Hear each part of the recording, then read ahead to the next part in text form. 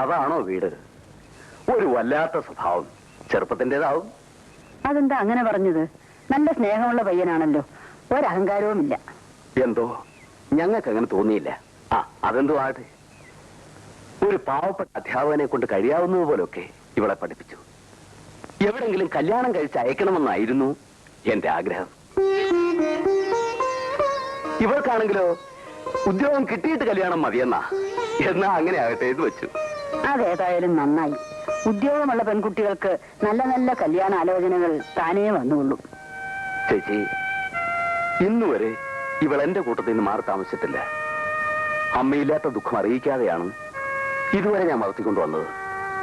ഇപ്പൊ ഞാൻ ചേച്ചി ഏൽപ്പിച്ചിട്ട് പോവാണ്. അതിന് ഇത്രയുമൊക്കെ പറയണോ? എന്റെ സ്വന്തം സഹോദരന്റെ മകൾ എന്റെ മകളെ പോലെയല്ലേ? നീ ധൈര്യമായി പൊയ്ക്കോ, അവളെ ഞാൻ നോക്കിക്കോളാം. എന്നാ ഞാൻ ഇറങ്ങുകയാണ്. ഇപ്പോഴേ പോയാൽ